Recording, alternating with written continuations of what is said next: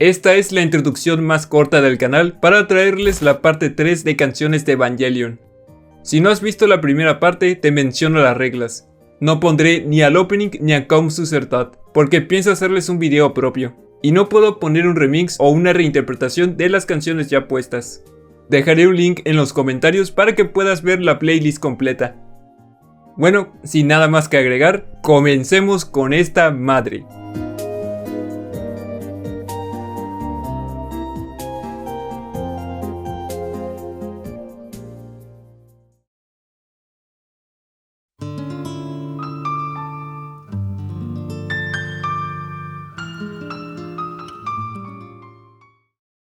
Comenzamos fuerte con una de las piezas más icónicas y mi favorita personal de todo Evangelion, pues logra transmitir una serie de emociones que en su conjunto logran crear algo memorable.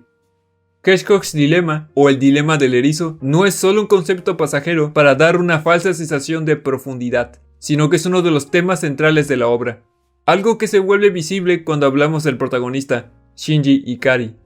Un chico solitario y bastante reservado que le es complicado relacionarse con las personas por temor a salir lastimado, al igual que los erizos cuando se acercan entre ellos, pero que al mismo tiempo sigue realizando una tarea y aferrándose a personas que lo lastiman para ganarse su validación, como ese erizo que necesita el calor de otros para sobrevivir.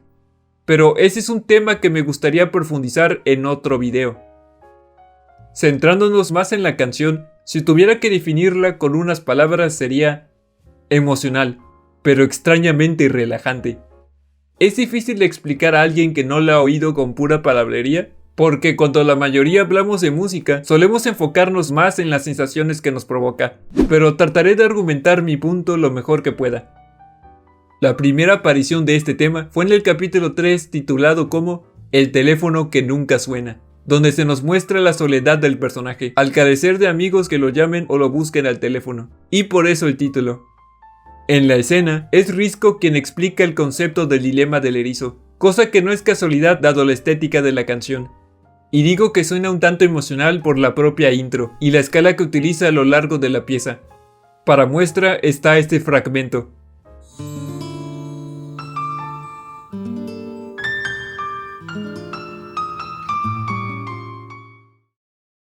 Para lograr esto, una melodía suele hacer uso de las escalas o los tonos menores, que es lo que la mayoría percibe como triste u oscura.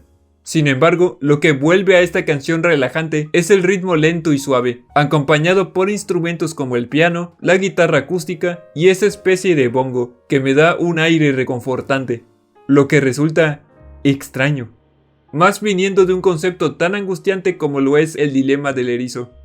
Pero si lo piensas bien, esa mezcla de emociones hacen de esta composición una muy reflexiva, ideal para momentos de análisis enfocado en los personajes, con esa carga de profundidad propia de dichas escenas.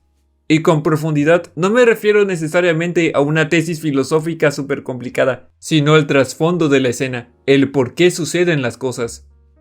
Y fuera del anime, también la hace ideal para estos momentos cuando nos ponemos modo pensador, a reflexionar sobre diferentes cuestiones que nos causan conflicto o interés.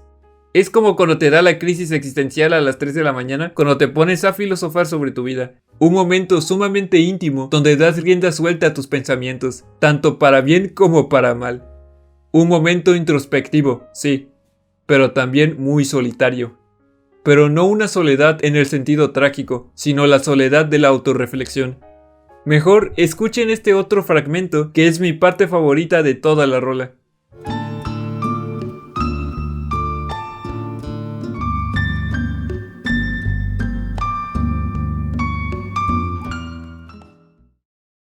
Créanme que si esta pieza no tuviera copyright, la utilizaría en todos mis videos de análisis a lo desgraciado, porque ese tono que tiene la hace ideal para ponerse pensativo. Esto hace que encaje en escenas donde no necesariamente un personaje está reflexionando, que de hecho la mayoría de escenas en las que aparece, el tema de la división entre las personas se hace presente de alguna forma, como en la escena donde Rei abofetea a Shinji, o cuando Kaji le explica lo difícil que es entender a los demás.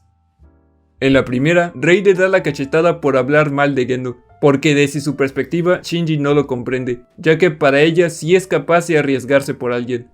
Recordemos que durante la activación de la Unidad 0, fue Ikari quien se quemó las manos al sacarla de la cápsula, haciendo que su vínculo con él se incrementara. Pero Rei no comprendía el dolor del prota al ser abandonado por este, y por eso no lo tiene en muy buena estima.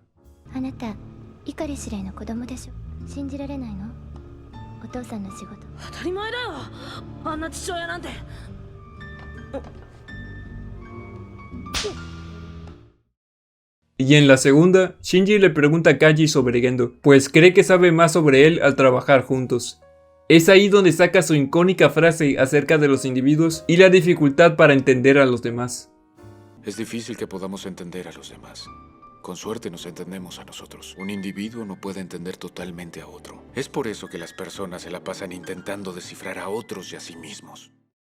Grande Kaji, un tipazo. En lo personal, más que transmitir el dolor causado por el concepto que le da nombre, me da una sensación tranquila y relajada, sin llegar a la felicidad.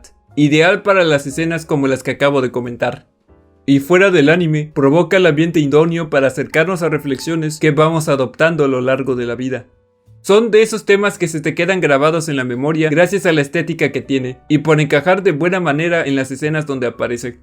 Simplemente es una cosa bien hecha que merece estar en este video, y de la que no me canso de escuchar.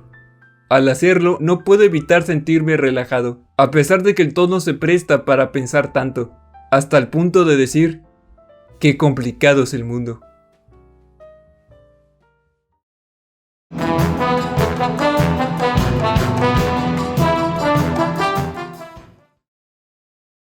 Otro tema legendario sería Decisive Battle, o Batalla Decisiva en español, aquella que aparece en varios capítulos, y que representa la tensión de la batalla contra los ángeles.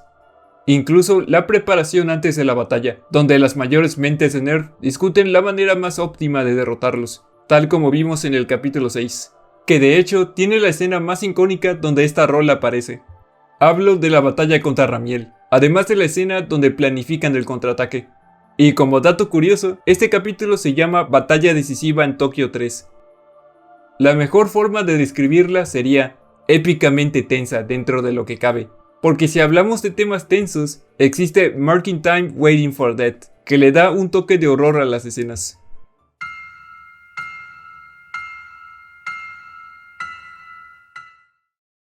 Siguiendo con la pieza, en su introducción podemos escuchar un ritmo de tambores muy característico, seguido de unas trompetas que dan un aire de amenaza, como si un peligro inminente se aproximara.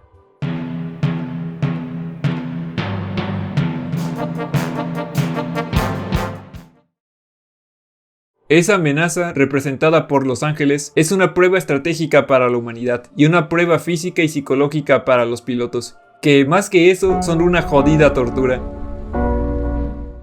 Estamos hablando de un peligro desconocido para todos, y que constantemente evoluciona para atacar de formas más impredecibles. De ahí la canción avanza repitiendo la parte más icónica, hasta llegar a un punto donde la melodía se intensifica de tal manera que te mantiene al borde del asiento, expectante a lo que pueda ocurrir. Por eso digo que es épicamente tensa, aunque no sé si sea la palabra adecuada para este caso, porque da más la sensación de un clímax que de una escena desesperante.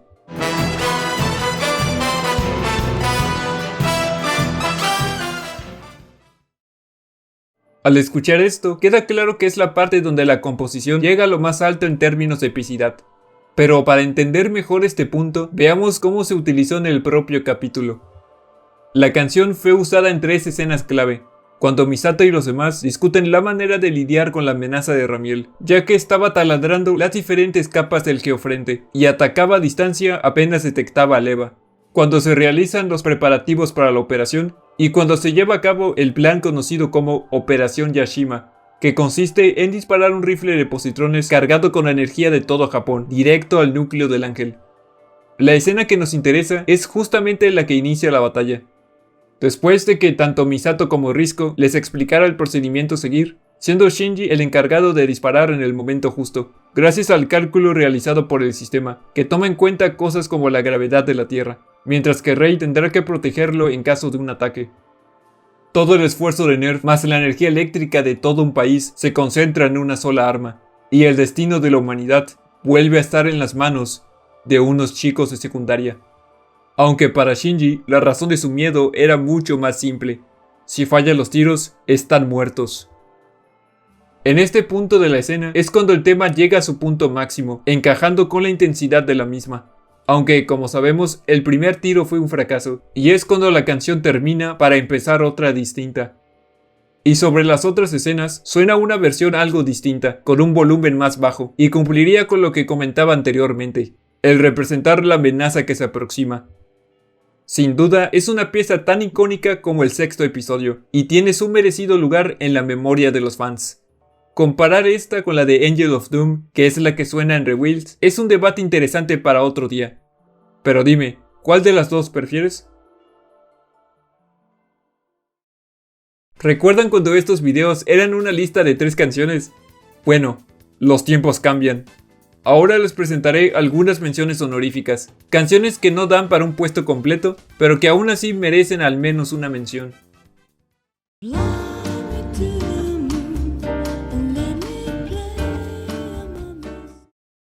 Como ya sabrán, el ending de este anime se trata de Fly Me to the Moon, al menos que lo hayas visto en Netflix. Se trata de una reinterpretación del clásico de Frank Sinatra, o debería decir de Bud Howard.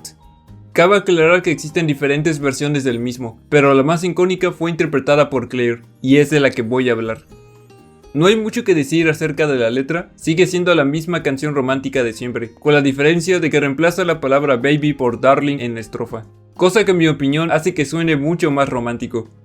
Esto en cuanto a la letra, pero el cambio más notable ocurre en la propia melodía, que pasa de un tono alegre a un tono nostálgico y típico del romance. Esto hace que tenga su propia esencia, sin limitarse a usar exactamente la misma pieza.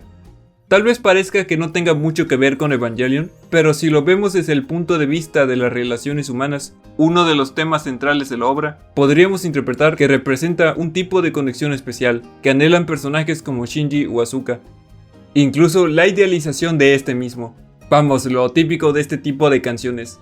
O quizás solo esté sobreanalizando, quién sabe. En fin, esta rola se ha ganado su lugar en la memoria colectiva de los fans veteranos. Y lamentablemente, los fans nuevos quienes lo vieron en Netflix son privados de esta pieza legendaria. Al menos todavía se puede acceder a las versiones que sí la tienen por métodos alternativos, guiño guiño.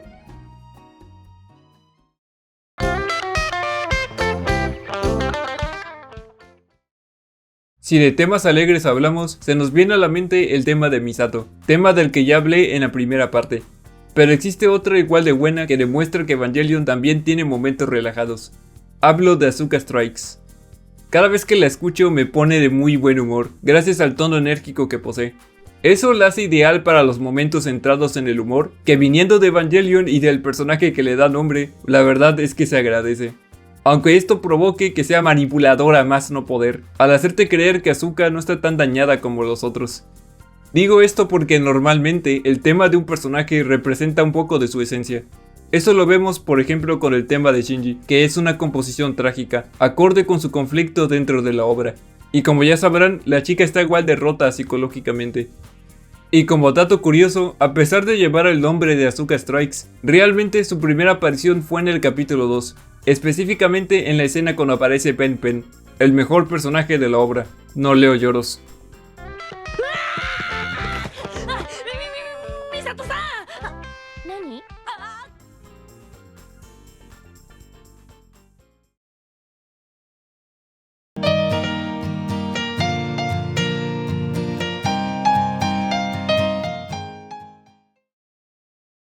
Llegamos al que es quizás el tema más emotivo de la obra y uno de los que más impacto genera debido a todo lo que representa. Hablo del tema del final de Evangelion, Good or Not Be, una reinterpretación corta del opening. El final de Evangelion no deja indiferente a nadie, siendo algo bastante discutido del mundillo del anime, teniendo miles de teorías y análisis a lo desgraciado. Pero independientemente de eso, debemos admitir que no fue perfecto. El problema fue la falta de contexto entre el capítulo 24 y 25, pasando de la muerte de Kaoru a la instrumentalización así como así. Sé que hoy en día existe The End of Evangelion, pero en el año del 96, cuando estos capítulos finales salieron, la cosa era diferente. Los fans tuvieron que esperar un año entero para obtener respuestas. Por eso entiendo el descontento de los fans de aquella época. No fue una jugada buena narrativamente hablando. Esta pieza representa una parte importante y curiosa de la franquicia, un final que hasta la fecha sigue generando discusiones. Su melodía nos presenta una versión a piano y guitarra del opening, pero mucho más sentimental, al punto que revisitarla hoy en día resulta nostálgica, sobre todo si este anime logró impactar en tu persona. Gracias a eso, la canción se volvió sumamente memorable y ligada de forma muy íntima con este final, logrando dar una sensación de desenlace. Aunque en cuanto a trama, sabemos que quedaron muchos huecos que serían resueltos con The End, al menos lo de la instrumentalización. Para muestra está este fragmento.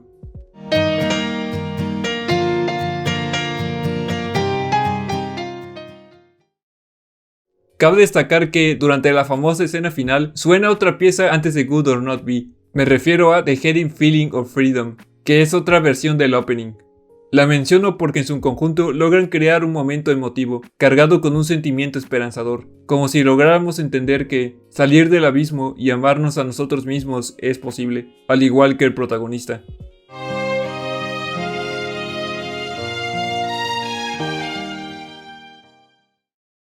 Al concluir el anime con el tema o una variante del opening con el que inició, me parece un buen detalle, pero también una bella forma de concluir cualquier obra, porque es como si terminara justo donde inició todo el material musical. Y la parte más bella en mi opinión es la siguiente.